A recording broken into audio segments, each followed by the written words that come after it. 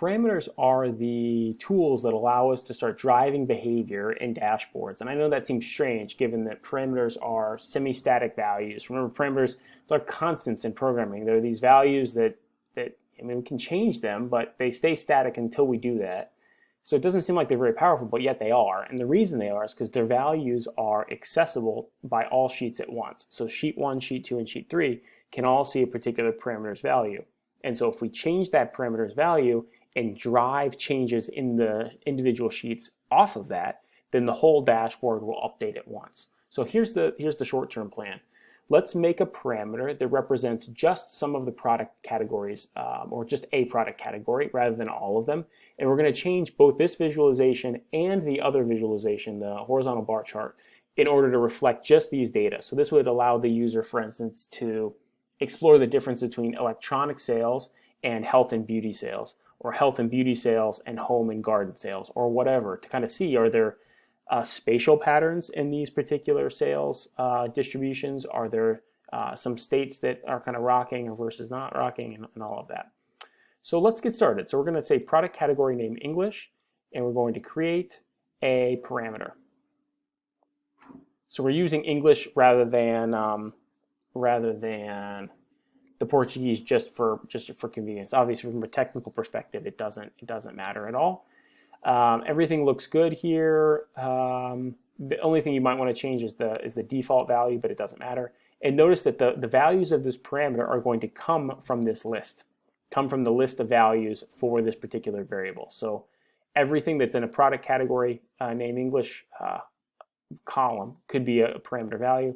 Let's give this thing a better name. Let's call it display category. Display category. Perfect. All right. Hit OK. We've got our new parameter. And then here's how we start driving behavior. We're going to drag product category name English up to filters and say by condition, by formula, and we'll say product category name English equals display category. Notice that parameters, again, are in purple font, while variables are in orange font. So you know that it's comparing these things correctly.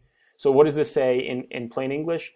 It says that if the product category is equal to the display category, the thing we want to display right now, then keep the values, otherwise throw the values. So this is how the filter is working. It's keeping only the display category and throwing everything else away. So when we run this then, I notice that I get a big change here. And the reason for that is that product category has a particular value. I think it's agro, agronomy type stuff, like plants and things like this. So how would I change this? Well, let's say go down here to display category and say show parameter.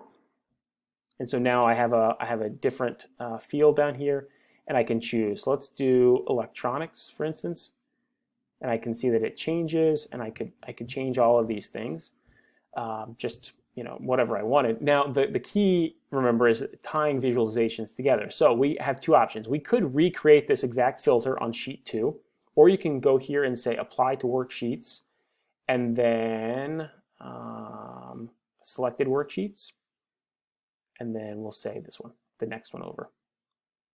And if we go over there, then we see that this particular filter has been kind of copied over. So now this bar chart is only showing sales in the display category, not all of them. And if I go over here and I say, notice I don't have my drop down here. We need to get the parameter in here somehow, the parameter selector.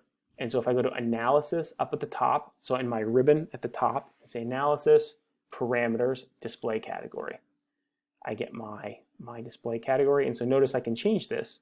And when I do, from electronics to, let's see, furniture, no, I don't like that one. What's a good one?